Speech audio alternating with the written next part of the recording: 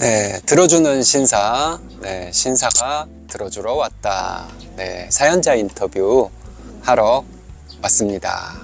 네, 여기 앞에 계신 분은 우리 일신사 사연자님이시고요.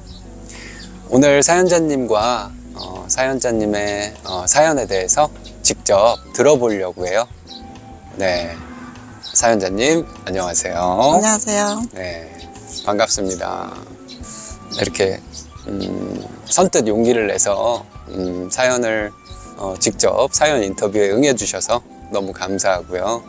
덕분에 진짜 사연자님 덕분에 이렇게 경치 좋은 예쁜 곳에서 이렇게 저도 사연자님과 수다를 떨 수 있게 돼서 네, 너무 기쁜 것 같습니다. 네, 주변이 아주 산으로 둘러싸여 있고 정원도 예쁘고 네, 너무 좋습니다. 너무 좋네요. 네. 사연자님은 제가 듣기로 그 결혼 생활이 많이 순탄치는 않은 걸로 제가 얘기를 들었어요. 먼저 결혼 생활을 했을 때 제일 못되게 굴었던 분이 누가 그랬었나요?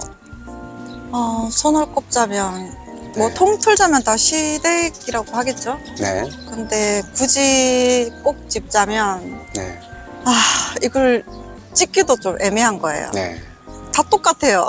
네. 아, 시댁 식구들이 전부 다. 전체적으로 성격이 성향이 너무 같다 보니까 네, 한 사람을 찍기에는 조금 애매하다고 얘기를 해야 되나? 네. 그러면은 어떤 일이 있었는지 뭐 한 명씩 예를 들어가면서 뭐 이렇게 말씀을 해주실 수가 있나요? 지금은 너무 오래돼서 지금 한 10년이 넘었거든요. 네, 한 10년이 넘어서 지금 좀 가물가물하긴 한데 네, 그냥 딱 잡자면 아이들 할머니? 그러니까 시어머니와 시아버지 같은 경우는 네, 내 자식만 감싸기 바쁜 사람들. 네, 내 자식은 다, 어떤 경우도 다 괜찮아. 네, 남의 자식들은 그러면 안 돼. 네. 이런 성향이 있어서 좀 차별 아닌 차별이 심하다고 해야 되나? 그렇다 보니까 이제 예를 들자면 네, 아이 아빠가 전 남편이 지금 전 남편이라고 말씀을 드릴게요. 네. 전 남편이 술을 365일 술만 네, 직장 하나 없이 365일 술만 먹고 들어오는데 네, 술 취해서 들어오면 우리 아들 그러니까 시어머니 입장에서는 네가 왜 이렇게 힘들어서 술을 많이 마셨어? 왜 이렇게 많이 힘들어서 많이 힘들었니? 이렇다면 우리는 이제 먼저 말씀드렸다면 저희들은 2남 1녀예요. 네, 2남 1녀인데 이제 저희 신우겠죠? 네, 신우 남편이 술을 먹고 들어왔어요. 그분도 술을 네. 좋아하시거든요. 네. 술을 먹고 들어왔을 때는 너를 왜 내 딸을 힘들게 하냐? 왜 이렇게 술을 먹고 와서 이렇게 힘들게 하냐? 예를 들자면 이렇게. 그게 완전 내로남불이네요. 그쵸. 그러니까 내 자식이 하면 로맨스고, 남의 자식하면 불륜이고. 그렇죠. 그렇게 되는 거네요. 네, 그래서요. 이제 그런 경우를 많이 당했죠. 그래서 이제 저 같은 경우에는 이제 가정 형편이 너무 어렵다 보니까 제 가정도 친정이. 친정도 순탄치가 않았어요. 네네. 그래서 무일푼으로 그냥 정말 빈몸으로 들어갔다고 해도 과언이 아닐 정도로 너무 없이 들어간 상태였고 네. 이 집 식구들은 어느 동네 소문으로는 부동산 부자, 땅 부자 땅 부자. 요렇게 돼서 이제 좀 많이 무시를 했던 그런 없는 생활을 집에서 좀 많이 시집 온 했죠. 며느리를 좀 무시하는. 네. 그래서 좀 많이 그렇게 거의 하녀 네. 식으로 난 그렇게 세월을 보냈던 것 같아요. 하녀처럼 취급을 받았다면, 뭐 예를 들자면 뭐 어떤 에피소드 같은 게 뭐. 저희들은 이제 방 한 칸 없이 살았거든요. 그러니까 단주택인데 3층까지 있어요. 그러니까 네. 3층은 이제 신우네가 살고 네. 2층은 이제 세를 주고 네. 1층은 시 외할머니 그러니까 시어머니의 친정엄마 네. 시어머니 부부 그다음 우리 그다음 아이들 막내 삼촌 이제 예를 들자면 제가 그때 큰애 때 만삭이 됐었어요. 네. 8개월 저도 딸둘 아들 하나인데 네. 첫 아이를 임신했을 때 많이 피곤하고 이렇게 잠도 많이 오고 한창 잘 그렇죠. 그럴 시간인데 네. 이렇게 시어머니가 신우 침대 커버나 신우 남편의 속옷을 가지고 손빨래 해라. 이렇게 했고, 만삭 며느리한테요. 네. 신우 속옷까지 손빨래를 시켰다고요. 네네네네. 신우 남편 속옷까지. 신우 남편 속옷까지. 네. 그렇게 손빨래를 시켰고, 네. 또 식구가 원체 많다 보니까 한 자리에서 밥을 다 먹는 게 아니라 한 사람 먹고 치우면 또 한 사람 먹고 그걸 반복적으로 하루를 계속 그렇게 보내야 되는 거예요. 뭐 김장 하는 거는 어느 주보다나 다 힘들잖아요. 네. 그때 만삭으로 한 200포기를 담갔던 것 같아요. 몇 명이서 담근 거죠, 200포기를? 시어머니, 저, 뭐 그렇게 담았던 것 같아요. 근데 그런 힘든 노동 같은 거는 집안의 임산부는 좀 빼고 자기들끼리 보통 하지 않나요? 아, 그런 거는 상상도 할 수 없는 시댁이었고. 그거는 진짜 엄두도 안 날 정도고. 아니, 만약에 그랬다가 뭐 불미스러운 일이 생겼어. 그러면은 자기 손주한테도 해로울 수가 있는 건데, 뱃속에 있는 손주한테도. 근데 거기까지는 생각을 못 하나 보죠. 며느리를 괴롭혀야 되겠다는 일념으로 뭐 그렇죠. 그냥 그런 깔아뭉갠다는 거. 며느리를 찍어 누르고 괜히 심술 부리고 그러기 위해서 며느리 뱃속에 있는 자기 손주가 뭐 무슨 해로운 일을 당해도 거기까진 생각이 못 미치는 사람이겠죠. 그렇죠. 그게 어떻게 그러나 모르겠습니다. 저는 진짜. 아니 뭐 지금은 사연자님께서 이렇게 웃으면서 얘기하실 수 있는 것 같은데 그 당시에는 얼마나 괴로웠을까요? 근데 또 그 당시에는 또 너무 정신이 없고 그래서 당하면서도 반발을 해야 되겠다는 너무 또 기가 눌려 있고 그러니까 반발을 그렇죠. 해야 되겠다는 생각조차도 못 하셨을 거라는 생각이 들어요. 또. 오히려 더 내가 잘하면 더 예뻐해 주겠지라는 생각으로 더 많이 더 잘했던 것 같고 이제 그 성향을 가지고 그걸 이용을 해 먹었던 것 같아요. 그렇죠. 네. 내가 뭐라고 하면 할수록 내가 나쁘게 굴면 굴수록 며느리는 기가 죽어서 나한테 더 잘하려고 하니까 그게 그냥 만성이 돼버려. 그게 인내심에 한계가 있다는 거를 모르는 사람들이 있더라고요. 지금도 그래요. 지금도 그렇죠. 지금도 성향이 아이들 얘기 듣기로는 그렇죠. 똑같다. 그러니까 남들 눈에 보이는 거를 굉장히 네. 중요시하는 집안들이라서 집 안에서는 어떻게 해도 바깥에서 나는 이런 사람이야 라고 이렇게 많이 의시되는 거. 네. 밖에서 사람들이 보기에 약한 사람, 약자 그런 사람들한테 함부로 하고 며느리한테 그런 거를 사람들이 다 알 텐데 그러면은 자기를 오히려 더 안 좋게 보고 무시하고 그럴 거라는 것까지는 또 생각이 못 미치는 사람인가 봅니다. 그런 것도 있고 네. 바깥에서는 절대 그렇게 티를 안 내니까. 그런가요? 그게 조절이 될까요? 너무 잘 돼요. 이게 아, 그런 저 같은 시댁을 만난 분들 몇몇 있을걸요. 많죠. 네. 안에서는 정말 악독, 밖에서는 그러니까 이중 성격이라고 보시면 돼요. 그게 근데 티가 아마 외부 사람들도 아는 사람들은 아마 알 것 같아요. 그게 티가 안 날 수가 없거든요. 자기가 아무리 숨기려고 해도 그게 그렇게 못되게 구는 사람들은 제가 어느 책에서 본 바로는 너무 못되게 구는 사람들은 지능에 문제가 있다는 실험 결과가 있다고 해요. 근데 그런 지능 가진 사람이 밖에 있을 때 착한 척을 하고 안에 있을 때 자기 멋대로 하고 그게 조절이 아마 완벽하지는 못했을 겁니다. 아마도. 그래서 사람들이 아마 아니 뭐 그거는 제 생각이고요. 네. 아니 그러면은 제가 궁금한 게 신우라는 사람도 신우 부부라고 말씀을 하셨으니까 결혼을 할 나이였다는 거잖아요. 신우가.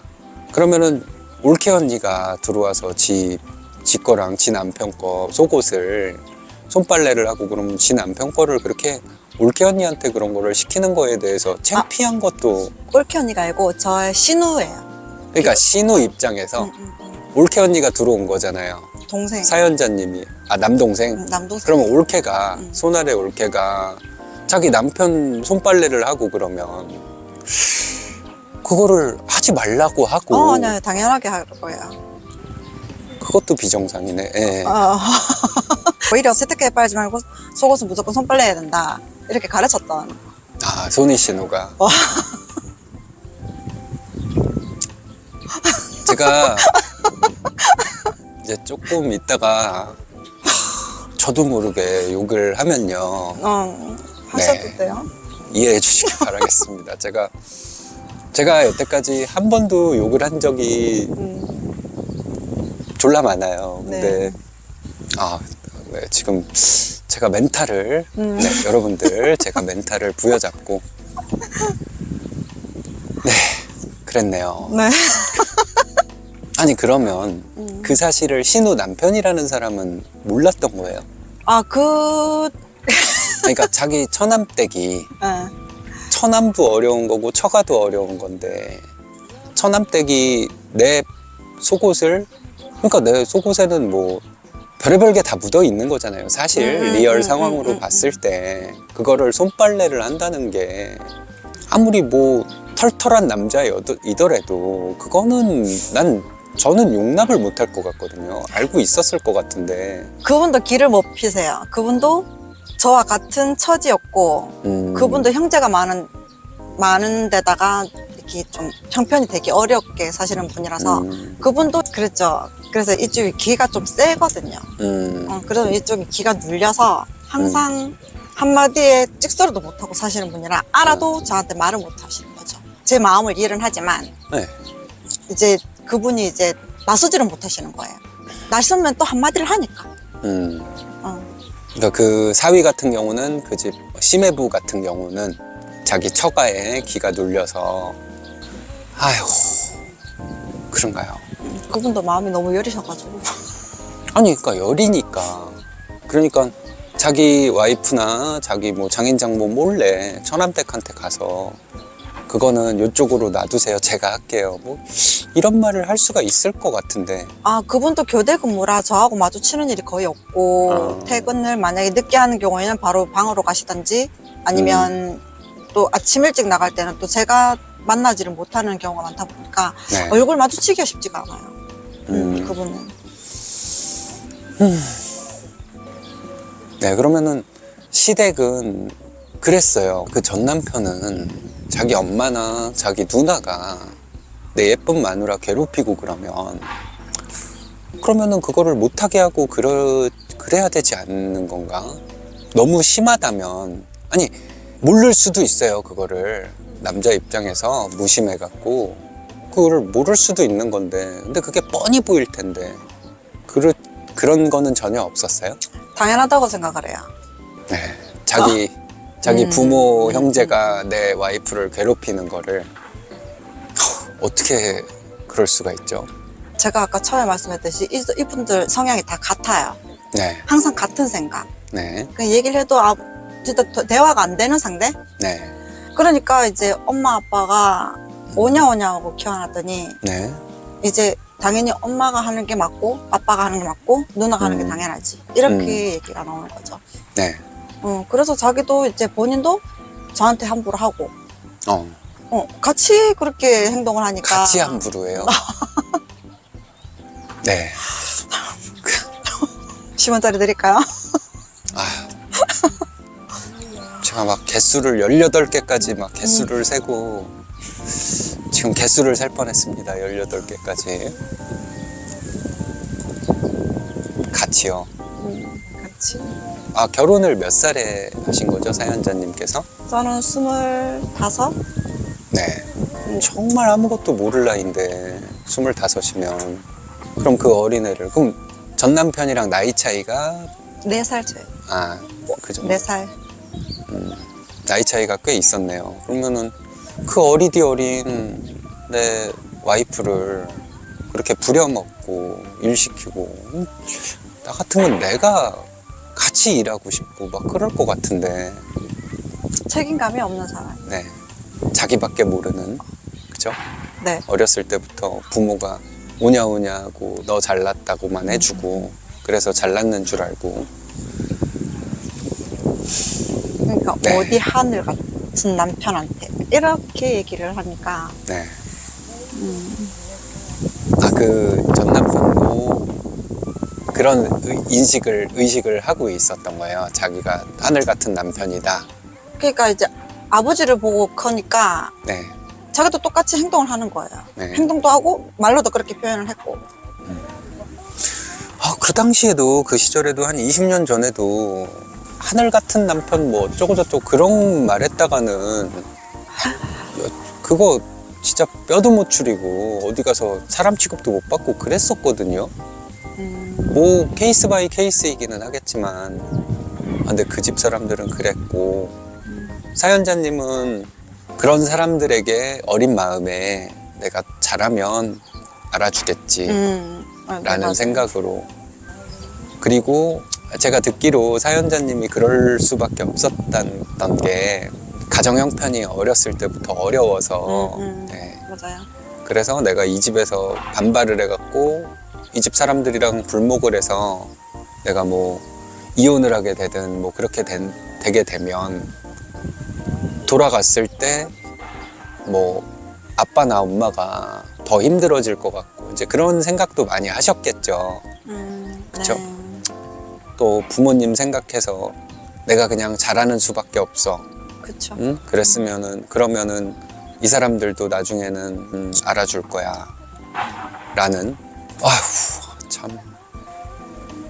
네 그러면은 아버지나 어머니한테 내가 너무 힘들다 그런 거를 친정에다가 알릴 생각은 뭐 하지 못하셨던 건가요? 저는 친정엄마가 안 계세요.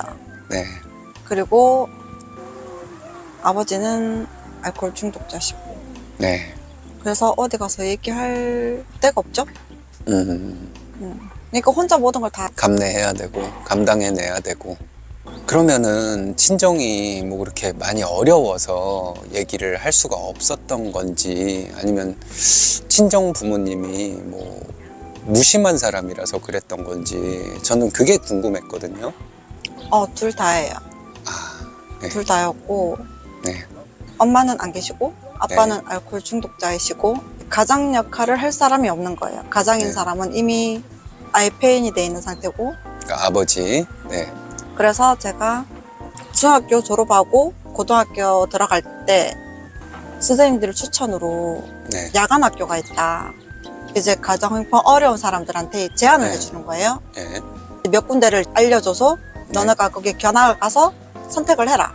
그건 너한테는 도움이 될 것이다. 네. 라고 해서 중학교 겨울방학 때 야간 학교를 들어갔죠. 산업고등학교. 중학교를 졸업하면서. 네. 네. 산업고등학교 들어가서 거기서 돈을 벌면서 공부도 하고.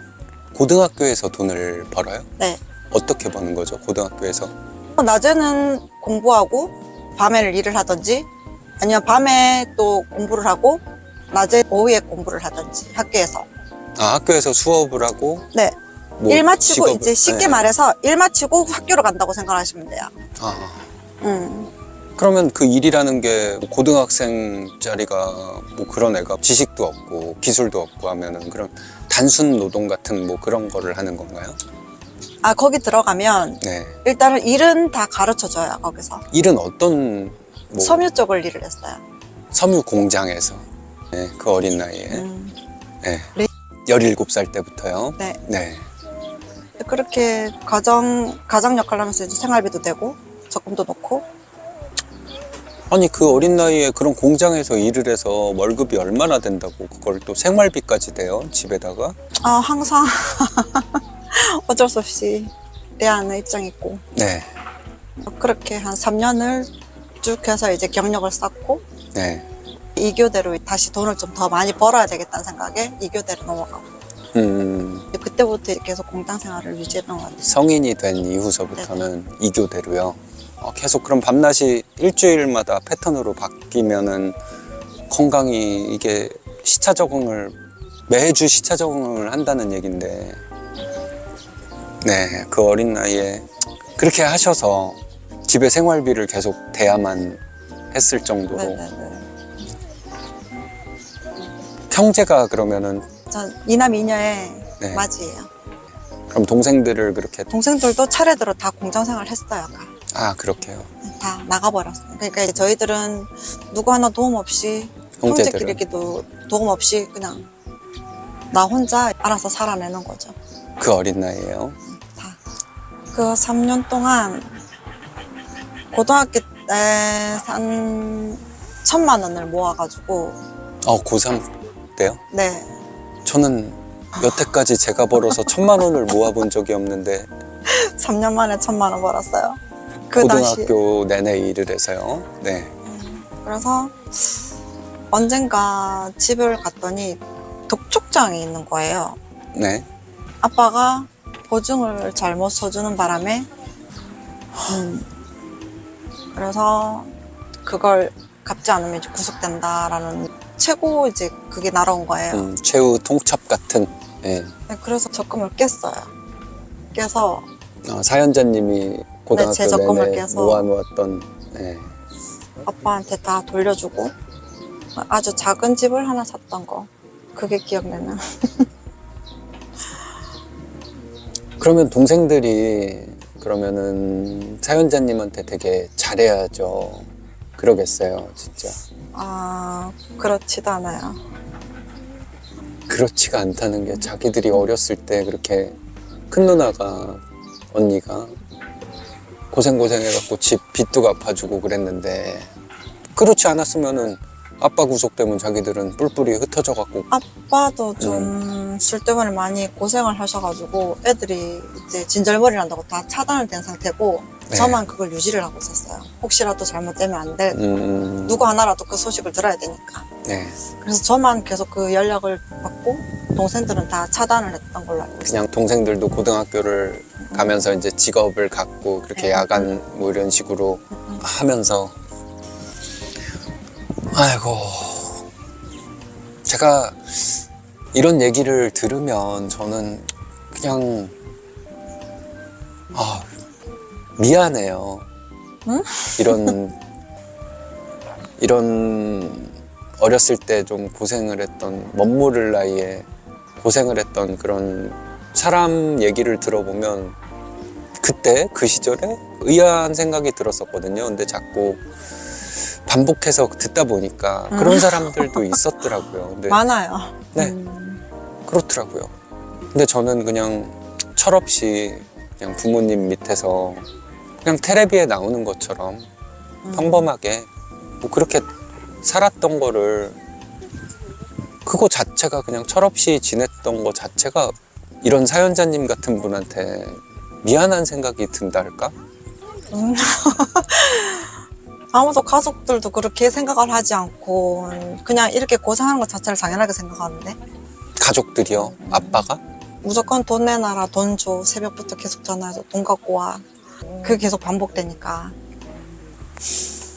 그러면 그런 가정 환경이다 보니까 제가 알기로는 이제 주변에 몇몇 분들을 보면 이런 게 싫어서, 집에 이런 분위기가 싫어서 결혼을 일찍 했다. 제가 그 케이스예요. 그러니까 그런 사람들이 많더라고요. 어린 나이에 도피처를 찾아서 간 게 남편인데 그 남편은 똑같이. 더한 거지 오히려. 네, 그 2배로 더 힘들었던 것 같아요. 그러니까 못 피하려다가 못 맞는다고. 그게 그런 거 같더라고요.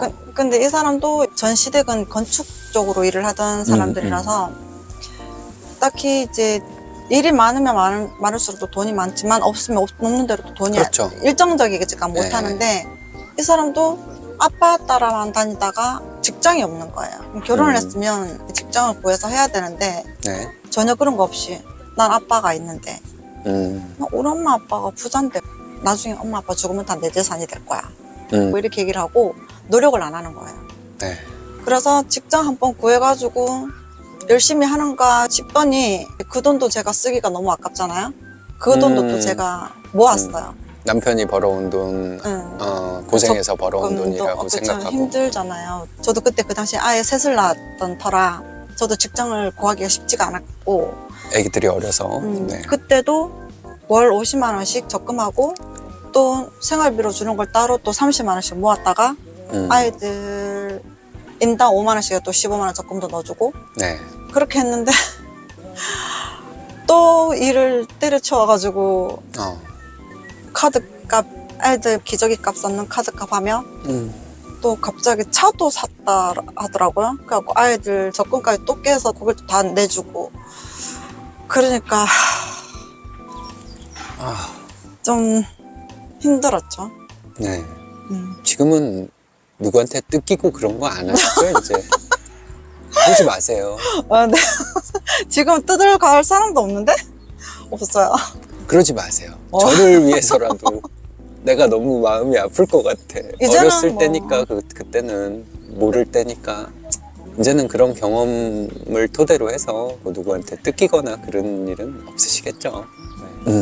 있을 이유도 없을 것 같고. 그렇죠. 이제 아이들이 아닌 이상은 뭐. 음, 이제는 뭐 면역이 돼서 그냥 네. 그러려니 하는 것 같다. 음. 그냥 옛날 얘기? 그러면 어쨌든 그런 시댁, 그런 남편과 생활을 하다가도 어쨌든 어떤 일을 계기로 결정적으로 그런 계기가 있어서 이혼을 하게 되셨을 거 아니에요? 그런 게 어떤 일이 있었나요? 아, 처음에도 말씀드렸듯이 술을 네. 365일 술로 지내고 친구도 좋아하고 하다 보니까 가정에서 이렇게 좀 충실한 적이 한 번도 없어요. 네. 바깥에서는 정말 가정적인 남자라고 소문이 나 있고 네. 집에서는 진짜 아이들 한 번 안 보고 네.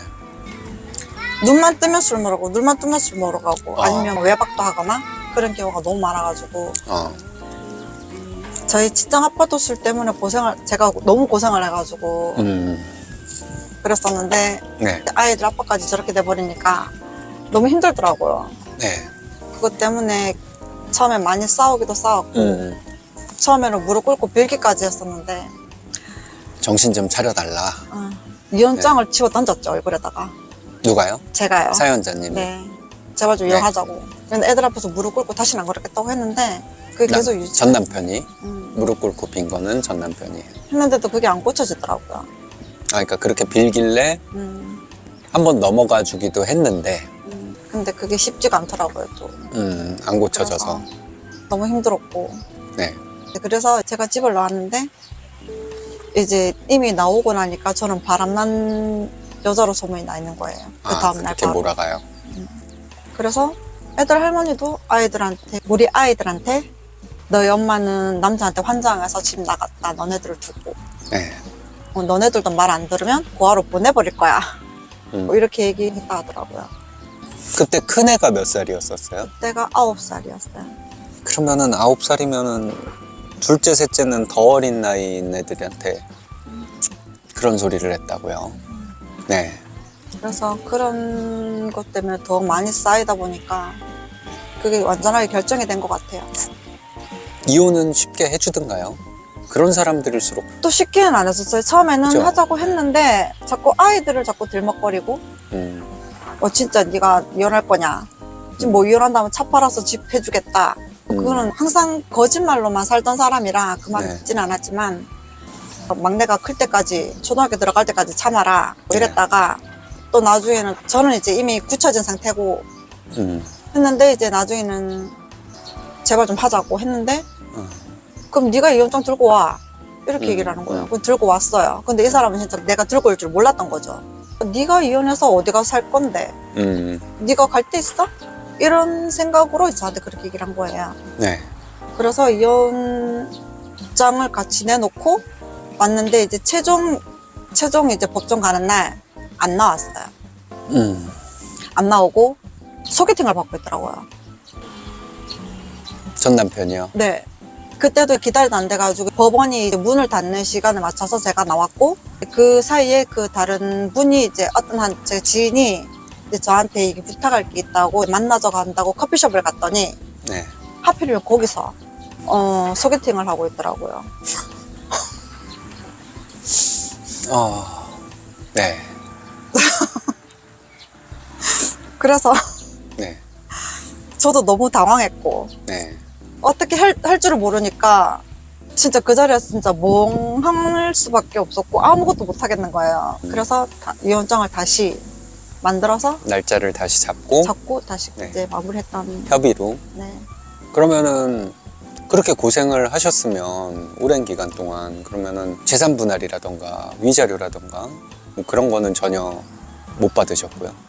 아, 못 받았어요. 제가 생각하기에도 그럴 것 같아요. 그런 걸 절대 줄 사람들이, 줄 사람들이 아니죠. 생활비도. 소송을 하지 않는 한은 13년 동안 결혼 생활했는데 생활비를 받아본 적이 한 번도 없었던 것 같아요.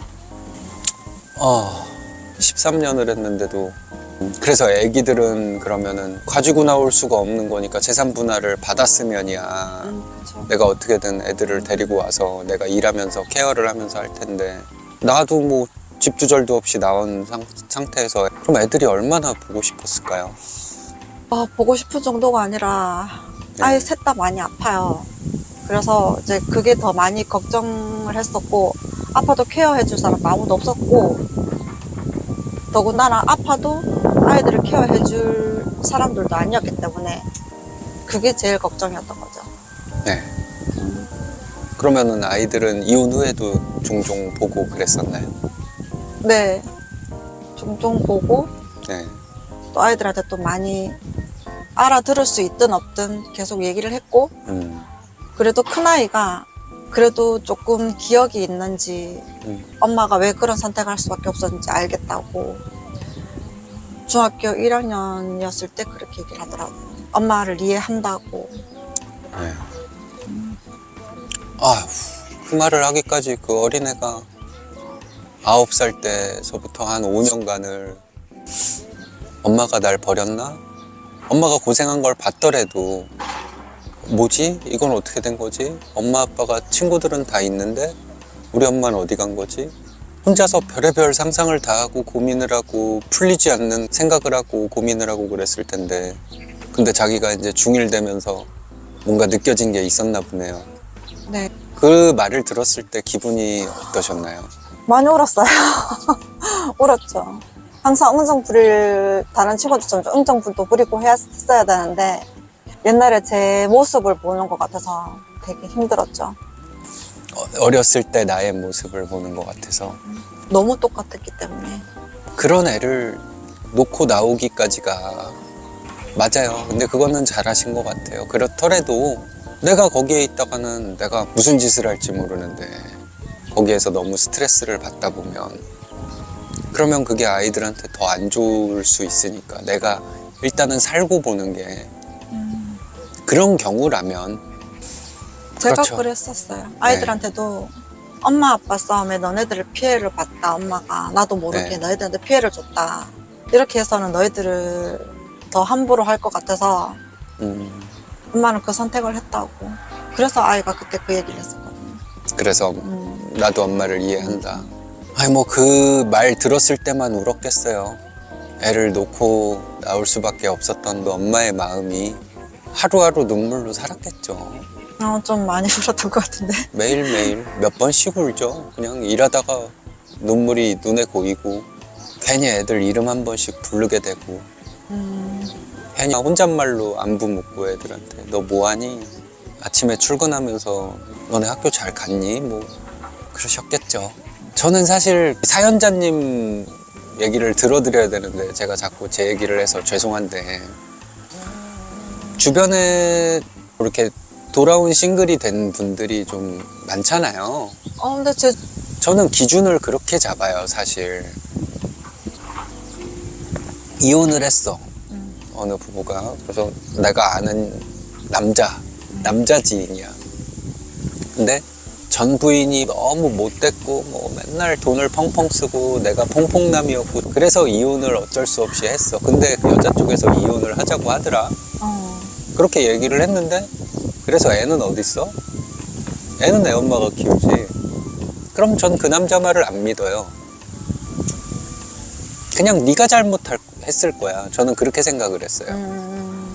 반대로 여자 입장에서도 남편이 맨날 나를 두들겨 패고 술 먹고 뭐 어쩌고저쩌고 백날 얘기를 해. 근데 어쩔 수 없이 애를 두고 나왔대. 그러면은 내가 네 말을 어떻게 믿어? 사실 그랬어요. 자기 이혼 스토리를 포장을 한 거가 그런 사람 있어요. 네. 있어요.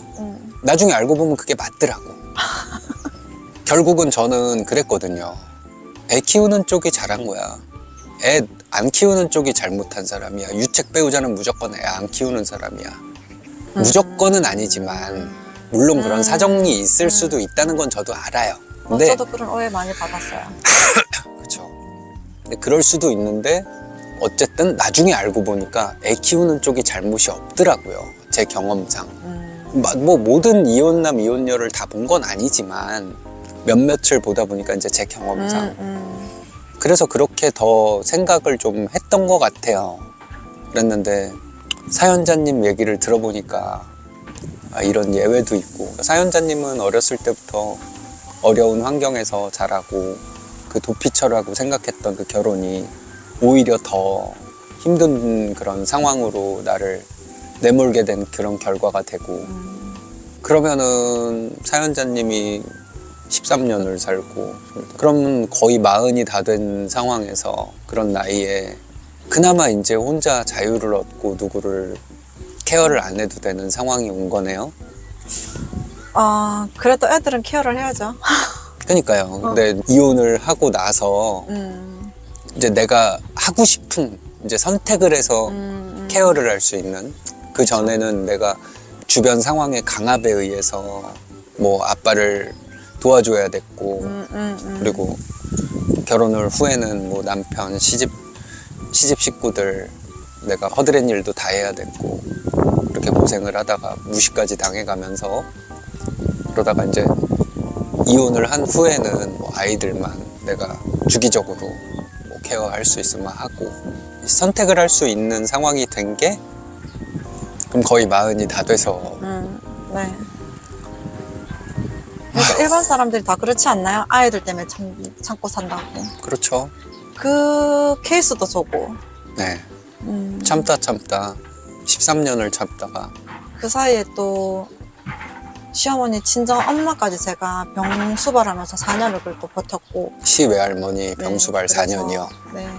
그러다 보니까 아이들도 아파서 케어했어야 되고, 그래서 그때는 어떤 생각도 하지도 못하고 힘들어도 버텨야 됐었고.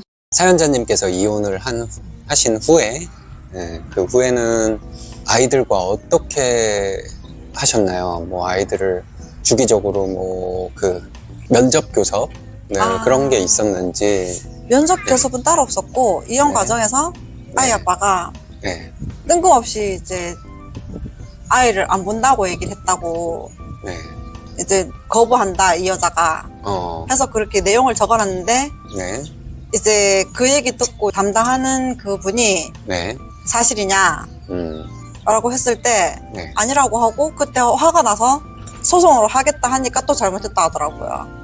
협의 중에. 네네. 네. 그래서 어떻게 만나든지 아무 말 하지 않겠다, 또 이렇게 얘기가 나온 거예요. 네, 그래서 자유롭게 봤어요. 그냥 아이들 뭐 힘들 때 네, 수시로 안부 전화하고 뭐 아픈 것도 없는지, 계속 아픈 걸 제가 체크를 해야 되는 입장이었기 때문에. 네. 그래서 그렇게 지내고 있습니다. 지금도. 그 힘들었던 과거 얘기를 듣는데 제가 팥빙수가 너무 맛있네요. 많이 드세요. 좀 드시죠. 저도 팥빙수 좋아하는데. 한 그릇을 같이 먹고 그런 거, 그렇게 이렇게 입에 침단 숟가락으로 막 이렇게 휘젓지는 마시고요. 저 병 들 사람 아니거든요. 오해하지 말아주세요.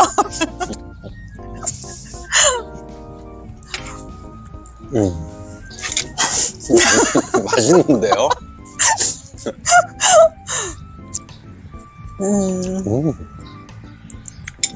여기 장소를 추천해 주시는 걸로. 장소가 너무 좋아요, 진짜. 네, 그렇게 자유롭게 보고 그러시면 아이들이 엄마랑 살고 싶다던가 뭐 그런 얘기는 없었나요? 얘기는 자주 했었어요. 이제 그로 인해 가지고 제가 전 시댁에도 얘기를 했었고, 내가 데리고 있겠다. 데리고 살겠다 얘기를 했었는데, 솔직히 아이들을 계속 방치를 해놓은 상태였어요. 지금까지도 시댁도 계속. 그렇고 이제 애 아빠도 그렇고요. 그렇고 이제 나 네. 몰라라. 그러니까 애 아빠는 자기 부모님한테 떠넘기고, 그 부모는 또 네 자식이니까 네가 알아서 해라 이렇게 떠넘기는 바람에 아이들이 거의 낙동강 오리알 될 셈이죠. 여기도 붙지도 못하고 저기도 붙지도 못한 입장이고, 책임은 지겠다고 해서 데려가고 저한테 주지도 않은 상황이고. 그래서 얘기를 했었는데 전 시모가 아이 아빠한테 얘기를 했나 봐요.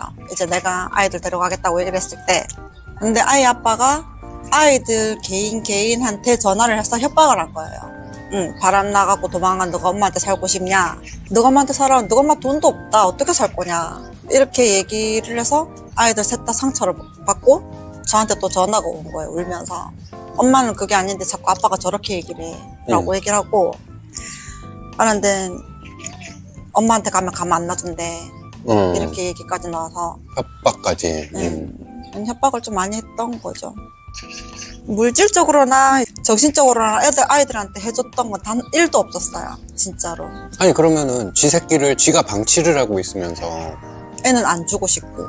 안 주고 싶을 이유가 뭐가 있을까요? 지도 애들을 보내버리면은 자기도 속 편한 거 아닐까요? 근데 이거는 정말 좀 얘기하기 그런데 아이들한테 이제 한가정 부모에서 나오는 나라에서 보조금이 있어요. 그거를 받으려고. 근데 그걸 아이들한테 쓰는 게 아니라 자기 개인한테 다 쓰거든요. 그래서 그것 때문에 아이들을 방치를 하면서 안 놔주고. 그냥 걔네들 나한테 보내면 그 돈이 나한테 온다고 생각을 하는가 봐요.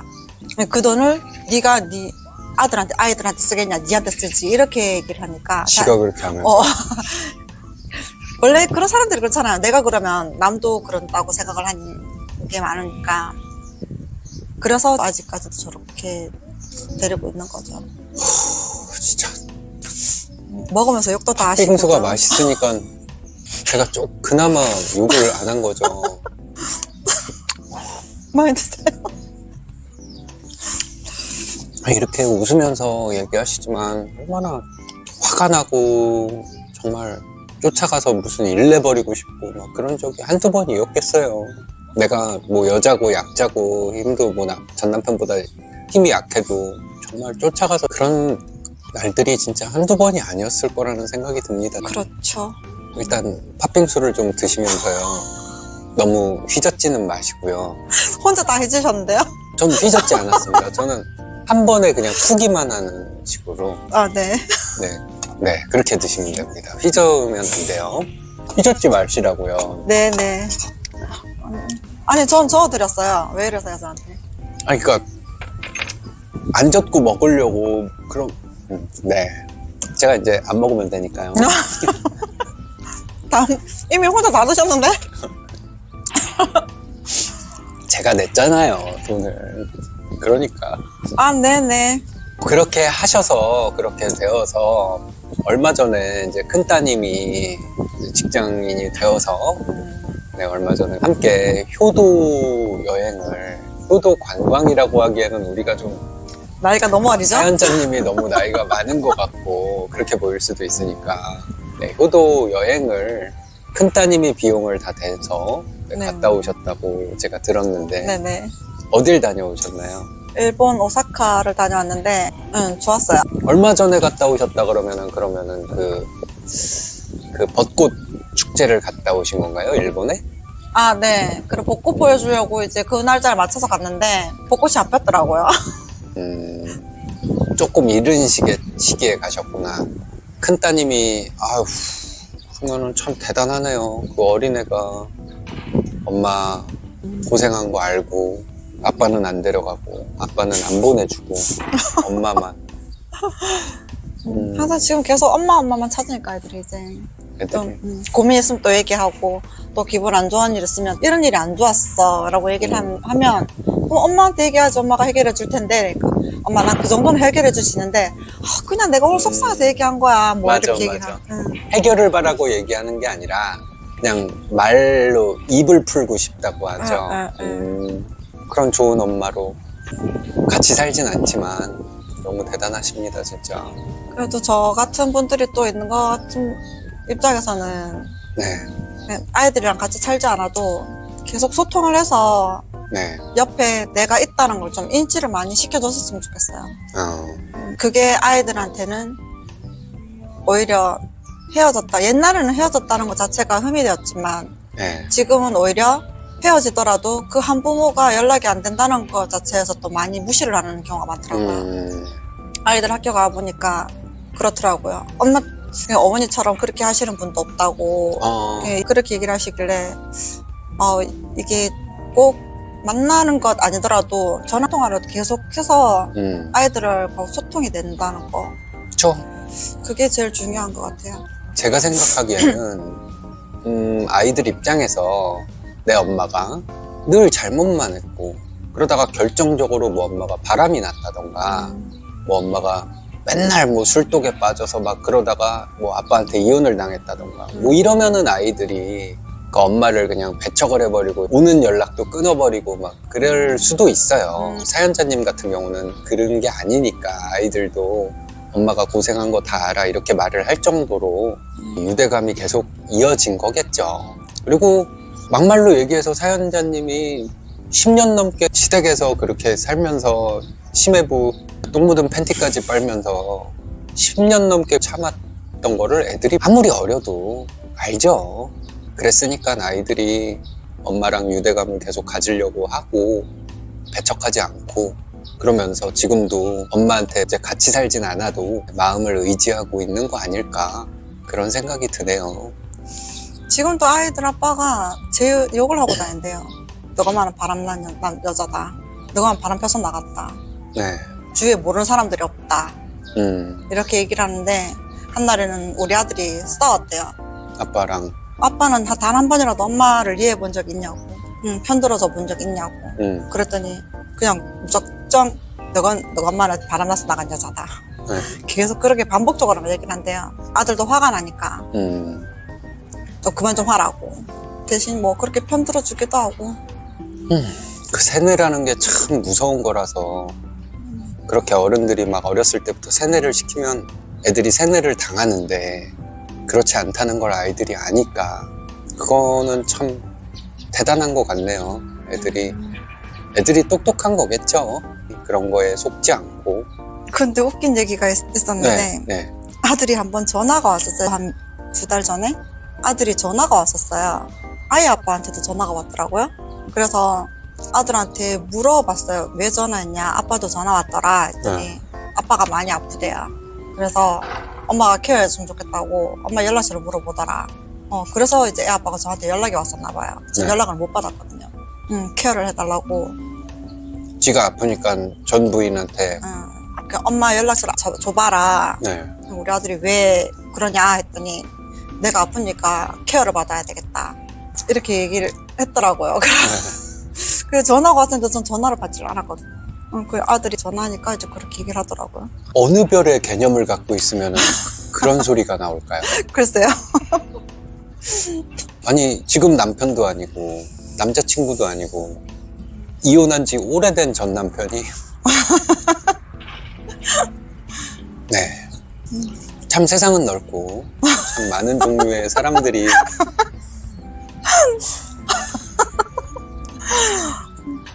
그렇고 엄마는 사절이다. 이렇게 지금 혹시 전 남편 어디 사는지 아시나요? 지금은 이제 뒤늦게 아이들이랑 같이 있다고는 하는데 아이들이 아빠를 너무 싫어해요. 같이 있는 게 너무 싫고 제발 좀 아빠 좀 나가게 해달라고. 지금은 같이 산다는 건 그러면 지금까지 같이 안 아빠랑 살았죠. 같이 안 방치했다고 그러면요? 했잖아요. 방치를 했다는 게 그러면 애들끼리 아이들끼리만 살았다고요? 있었다. 네. 할머니도 같이 안 살고요? 그래서 제가 중간중간에 가서 어른들 없을 때 가서 반찬도 해주고 항상 배고프다고 전화가 왔었거든요. 먹을 게 없다고. 그래서 가서 청소 좀 하고 반찬도 한 번씩 갖다 주고 계속 그렇게 하다가 아이들이 음식을 하니까 재료만 사다 주면 알아서 해먹고 잘못하는 건 또 엄마가 좀 해줬으면 좋겠다. 아, 그렇죠. 해주고 그 집 식구들하고 부딪히기 싫으니까 제가 자주 가지는 못하고 엄마 오늘은 아무도 안 올 거야 이렇게 얘기를 하면 이제 가서 또 해주고 아니면 제가 아빠를 싫어한다는 거 아니까 아빠하고 안 부딪히려게 애들이 커버를 해줘요. 그래야 또 엄마가 오니까. 그래서 아빠가 어떤 사람인 거를 애들이 더 잘 아니까. 그러면 왜 자기가 맡았는지 저는 이해가 안 가네요. 돈 그냥 때문이에요. 그러니까 그 지원금 한부모 가족. 근데 그 남자 쪽에 그게 재산이 좀 있으면 한부모 가정이라도 뭐 지원금 같은 게 없는 거 아닌가요? 제가 듣기로는 아이들한테 얘기를 듣기로는 지금 뭐 수급자로 돼 있다고 얘기를 들은 것 같아요. 아, 수급자로. 재산은 다 전시부모 그쪽으로 아직 명의 변경이 안 돼 있는 상태인가 보네요. 한 번은 명의 변경해줬다가 다 넘어가 버렸어요, 경매로. 날려먹고. 제 주변에도 많습니다, 그런 장난. 장남 역할하는 척 하던 차남. 그러면서 부모 재산 땡겨 쓴 다음에 싹 다 날려먹고. 부모님 집에 들어가서 살고 있고. 부모님 이제 빚까지 져가지고 이제는 뭐 옛날에 그렇게 돈 많다고 떵떵거리며 살더니 지금은 아프시니까 이제 저한테 자꾸 전화가 오는 거죠. 누가요? 시댁에서. 전 시댁에서. 시부모가요? 네, 전 혹시 시부모가? 잘 지내냐부터 시작해서 전화가 와요. 어디 아픈 데 없니? 이런. 그분들도 지금 다 암 걸리고 수술도 몇 차례 했었고 두 분 다 거기다가 이제 큰아들까지 아프니까 네. 이제 제 성향을 아니까 또 이렇게 좀 해주면 다시 들어올 살살 거다. 잘해주는 척 하면은 얘가 들어와서 또 며느리 노릇 할 거라는 그런 망상. 네. 어림없죠. 예전- 어림없어야 됩니다. 그런 거에 약해지시면 안 돼요. 내가 삿대질까지 하고 있어, 지금. 예전에는 남자친구 있냐? 있어도 이해하겠다. 네.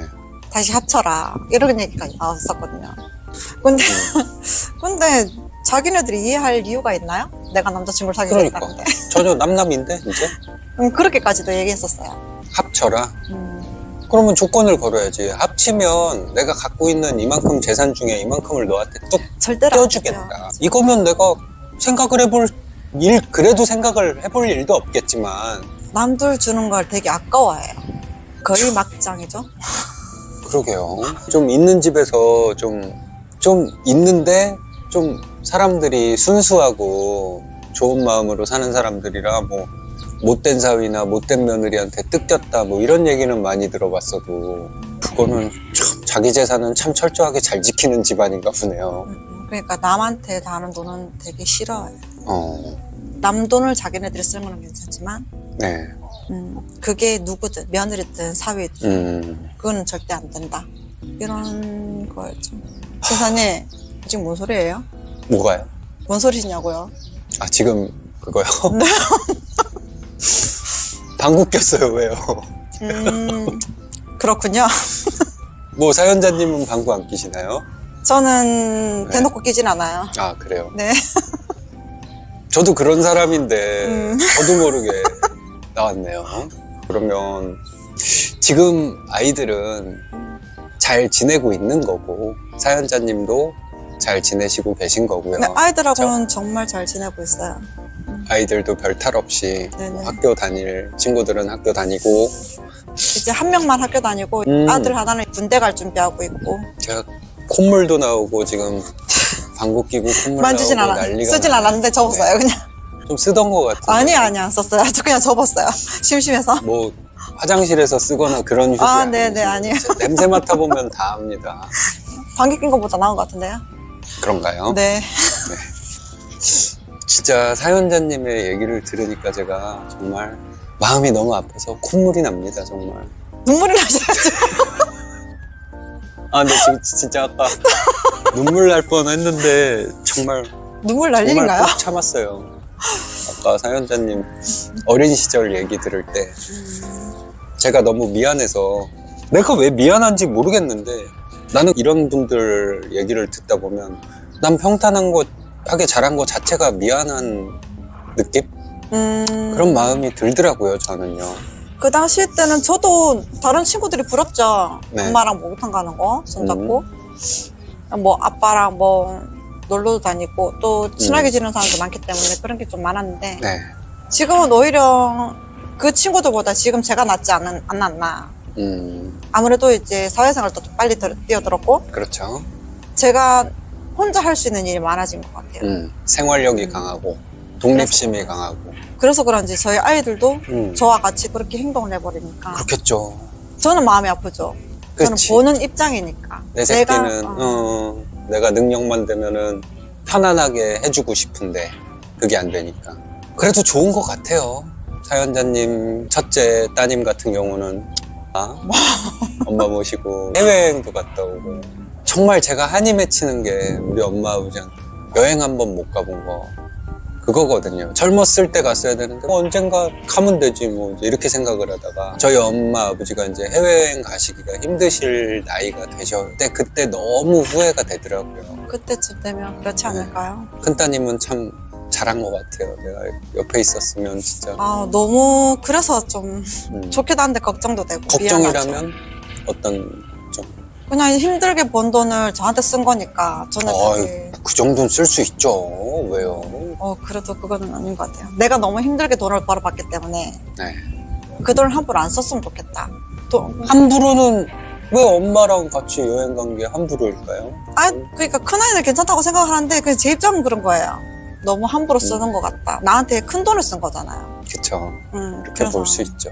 그래도 이왕 갔으면은 또 재미있게 즐기는 척은 또 해주셨어야 되는데 그렇게 즐겼죠. 하셨나요? 그래서 가갖고 또 이거 헛돈 쓰는 거 아니냐, 너 돈 없는데 너 저거 또 엄마가 이러면 그런 얘기를 못 하죠. 하면 안 되지. 이왕에 잘하셨어요. 해주는 애들은 그 소리 듣기 싫잖아요. 엄마 즐거워하는 모습을 보고 싶어서 엄마랑 돈을 쓴 건데 아주 좋은 일이 있었네요. 정말 뿌듯하고 행복했겠네요. 큰따님도. 네. 네. 항상 미안하다고 고맙다는 얘기를 많이 해야 돼요. 따님이 제가. 사연자님이 따님한테 그래도 다른 같았으면 한가정 부모라도 나쁜 길로 빠진 애들 되게 많은데 저희 아이들은 또 그렇진 않고 한가정 부모다 뿐이겠습니까? 이게 한부모 가정인데다가 아빠한테 방치당하고 할머니한테도 외면받고 이런 아이들인데 나쁜 길로 빠지기가 딱 좋죠 진짜. 그게 아니라서 너무 네. 고맙다고 그래요. 항상 고맙다고 얘기를 하니까 엄마 원망하지 않느냐고 계속 물어보긴 하죠. 근데 큰딸이 또 그 얘기를 하더라고요. 엄마 그냥 이거 내 운명이야. 그냥 받아들이면 돼 라고 얘기를 하고 저희 아들도 네. 엄마 어쩔 수 없어. 다시 돌아갈 수 없어. 뭐 이렇게 얘기를 하고 그렇게 얘기를 해서 어쨌든 나쁜 길로 안 빠져서 고맙다고. 이혼 후에도 엄마가 물심양면으로 아이들을 어떻게든 먹을 거라도 해주려고 그것도 전 남편 눈치 봐가며 전시댁 눈치 봐가며 아이들 먹을 거라도 어떻게 해주려고 기를 쓰고 노력을 하고 본인 일하고 피곤하고 힘들고 그런 상황에서도 그렇게 하신 게 그래서 아이들이 그 사랑을 먹고 그 아이들은 엄마가 해준 음식을 먹은 것도 있는데 그 음식에 담겨있는 엄마의 사랑을 먹고 그래서 나쁜 길로 빠지지 않은 거라는 생각이 드네요. 제가 이렇게 정리를 잘한답니다.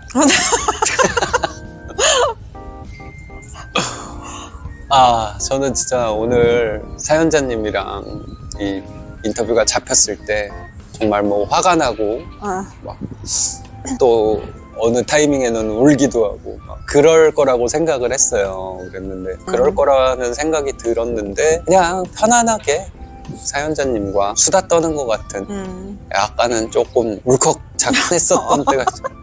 근데 잘 참아냈죠 제가. 네. 그 남자는 태어나서 3번만 울잖아요. 네. 그래서 잘 참았죠. 제가 또 남자 중에 남자니까요. 그냥 이렇게 수다 떠는 것 같은. 제가 일방적으로 사연자님의 뭐 얘기만 들은 것도 아니고 또 제 생각을 그럴 때는 그런 거 아닐까요? 뭐 이렇게 제가 제 생각을 얘기했을 때 사연자님께서도 이렇게 수용해 주시고 맞다고 해주시고 그건 아닌데 막 이런 생각이 들더라도 사연자님께서 티 안 내시고 그냥 맞다고 해주시고 그러니까 저도 시원하게 수다 떤 것 같은 느낌이에요. 제가 누구 얘기를 계속 들어주면서 지루해요. 그런 거 없이 제 얘기도 할 수 있어서 너무 뜻깊은 시간이었던 것 같습니다. 감사합니다. 네, 감사는요. 제가 감사하죠. 이렇게 인터뷰에 응해주셔서. 네. 저도 솔직히 조금 네. 좀 떨렸어요. 떨리셨죠. 사연자 인터뷰를 하셨는데 뭐 소감이라고 할까요? 네, 뭐 어떤 느낌이 드셨는지 잘 간단히 한 말씀 부탁드리겠습니다. 제 주위에 네. 또 이런 얘기를 한 번씩 했었는데 이게 오히려 좀 자기네들 이야기거리 가십거리가 되니까 이제 지금은 아예 하지를 못했고 속에만 담아놓고 있었거든요. 근데 지금 못했던 얘기를 여기서 한번 해보고는 싶었어요. 좀 후련하기도 하고 네. 좋았던 것 같아요. 잘 들어주셔서 감사하고 아이고, 별 말씀이요. 혹시 이거 보시는 분들도 좀 답답해하지 않을까? 아, 그것도 좀 걱정되긴 하네요. 그쵸. 뭐 그런 댓글이 저도 걱정은 돼요. 아무리 어려도 그렇지. 네가 왜 뭐 바보냐? 넌 왜 말을 못했냐? 그때 질러버리지. 근데 어린 나이에 사실 그게 쉽지는 않거든요. 그리고 그런 거에 사람이 한번 말려들기 시작하면 반발을 한다? 그럴 정신이 안 드는 게 또 사람이에요. 그런 어려운 상황 속에서 오랜 세월을 보내시다가 고통을 받으시다가 그러다가 뭐 이제 결단을 내리셨고, 그리고 이제 아이들도 엄마가 그동안 고생한 거 알고 효도광방도 보내주고 이런 게 사이다 사연 아닐까요? 그래도 맞아요. 네. 아이들하고 좀 나중에 커서는 어떻게 될까 싶었는데 오히려 지금 너무 잘 지내고 있고 좀 걱정하셨겠죠. 네. 네. 지네들이 힘든 일 있으면 또 얘기도 해주고 하니까 오히려 저는 좀 지금 괜찮다고 봐요. 안심되고 네. 자꾸 들으니까. 네, 이렇게 얘기를 했을 때 친구 같은 엄마. 같이 사는 엄마도 친구 같은 엄마가 되기 힘든데 대단하신 것 같습니다, 진짜. 저도 그 환경에 따라가지 않았을까 싶은데요. 저도 어렸을 적에 부모 없이 크다 보니 나도 어디 얘기하고 싶고 친구들이 괴롭힌 걸 얘기도 하고 싶고 선생님이 이렇게 나한테 차별을 했다. 그런 얘기를 좀 하고 싶었는데 할 사람도 없었을 뿐더러 그 사춘기도 그 시켜오는 사춘기도 못 겪었어요. 겨를이 없었기 때문에 돈 벌기도 바빴고 집 그 해주기도 바빴고 그러다 보니까 그게 너무 한이 된다 했던 것 같아요. 그래서 아이들한테 내가 겪었던 거를 돌려주긴 했지만 그 끝은 그러니까 그렇지 않았으면 아이들이 좋겠다. 내가 겪었던 그 고통을 겪지 않았으면 해서 아이들 얘기도 잘 들어주시고. 자기 편은 있어야 되니까 그러니까 그거를 그게 가족이니까. 저는 제가 사연자님의 편이고 언제나 마음속으로라도 네. 그렇게 되어드리도록 하겠습니다. 네, 의지하겠습니다. 제가 항상 응원하고 있다는 거 음, 잊지 않으셨으면 좋겠습니다. 아마 일신사 구독자 모든 분들이 이런 상황에서도 이렇게 극복을 해내고 진짜 열심히 사는 사람이 있구나. 그런데 나는 삶이 좀 퍽퍽하다고 해서 내가 불만을 가져서야 되겠나? 이런 생각을 하시는 분들이 아마 많으실 거예요. 많은 분들에게 위안을 줄 수 있는 그런 사연이 아닌가 싶습니다. 불만 갖고 사시면 안 돼요. 저만 힘들어요. 그쵸? 이거는 말은 정말 극도로 열악한 환경을 다 극복해낸 사람만이 할 수 있는, 어떻게 보면 승자의 여유 같은 느낌? 정말 대단하신 것 같습니다. 오늘 인터뷰에 응해주셔서 너무너무 감사하고요. 제가 너무 감사합니다. 네. 잘생기셨어요. 저요? 고맙습니다. 실물을 보니까 매너도 좋으시고. 왜 이러세요? 살에 들렸어요. 칭찬이잖아요. 평소에 칭찬입니다. 잘 못 듣던 칭찬을 갑자기 들었더니. 어쩌나. 하여튼 안타깝네. 너무 고맙습니다. 이렇게 감사합니다. 여유로운 모습도 너무 보기 좋으시고요. 네. 네, 여러분들, 일신사 사연자 인터뷰 여기서 마치도록 하겠습니다. 네, 감사합니다. 네, 사랑합니다. 정말 감사합니다. 감사합니다.